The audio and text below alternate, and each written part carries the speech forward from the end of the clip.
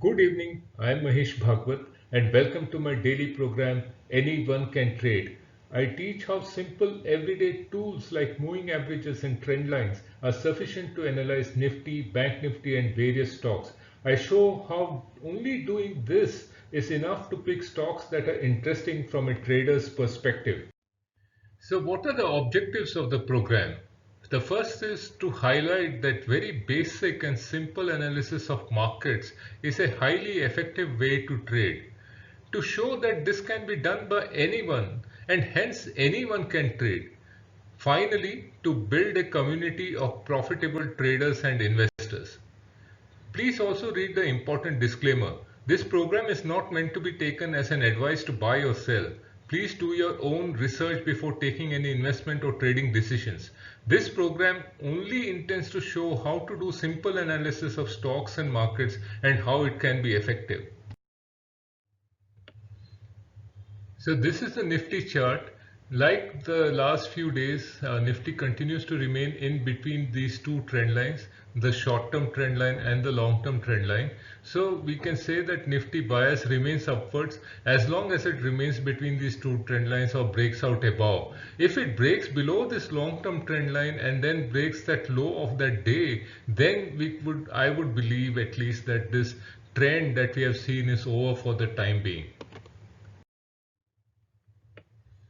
So Bank Nifty continues with its same trend. It is below this trend line but above this moving average which is supporting it. So we continue to say that Bank Nifty is sideways to an upward bias. This upward bias changes only if it falls below this moving average, closes below that and the low is broken. So I will be concerned only if that happens. Until then the upward bias continues. Have you seen Love Actually? If you haven't, then you should do that. Maybe in these times of lockdown, there will be the time to see that movie. In that movie, there is a sequence where Colin Firth goes from England to his love in Portugal, who, by the way, he hardly knows, and makes an impromptu proposal in Portuguese, a language he hardly understands. He says, "Beautiful Aurelia, I have come here with a view of asking you to marriage me. I know I seem an insane person because I hardly knows you, but sometimes things are so transparency, they don't need evidential proof." What a beautiful line. They don't need evidential proof. Things should be so clear or transparent that there is no need of any evidential proof. And this is what we strive for. This Bata chart, if you see, for example, there is nothing much left to see. Say after drawing this line, this line has been a line on which Bata has found support many a times. Now you also see that my favorite 50-day moving average is here. If you remember, I have talked of Bata last week. I said that there was this big candle and this big down candle, this big red candle, which actually is called a bearish engulfing pattern. After that, what has Bata done? It has gone down. Not only has it gone down, today it has closed below this support levels. Now, since it has closed below this support levels, it gives us an opportunity. If it breaks the low of today, then very clearly Bata is showing you signs that it intends to go down. So this is the kind of chart that we look for. Out of this 140 odd stocks, if we can find even two stocks where things are pretty clear, then we are through. When you look at Biocon, aren't things very clear? Don't you see that there is this moving average support, and today this green candle is a big up day, which shows that Biocon has found support at this level. It has gone up, come back and tested that support, and now again has moved up. This almost certainly implies that Biocon has a tendency now to go up from here. So this is Eicher Motors.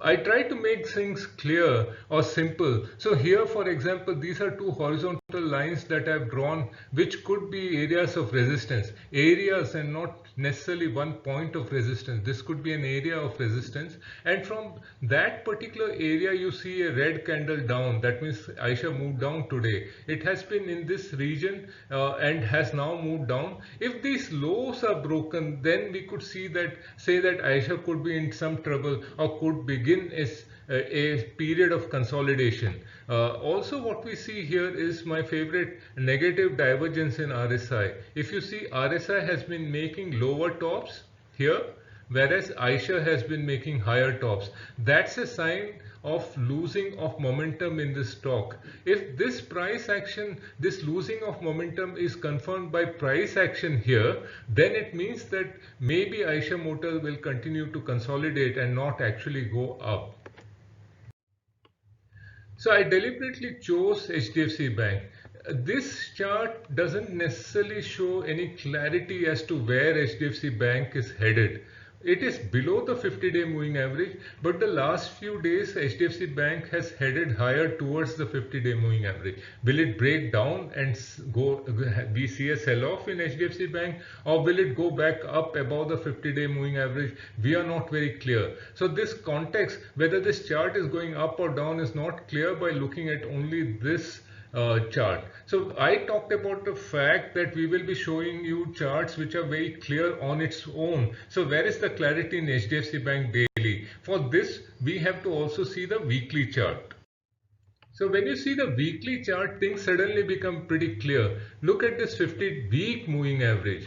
Here, HDFC Bank has gone and touched the 50-week moving average and then again fallen down. Not only fallen down, it has also broken the lows of these levels and is consolidating here. Now, when you combine this weekly chart with what we saw in the daily chart previously, we probably have a greater chance of saying, or there is a greater reason to say that HDFC Bank may be headed lower.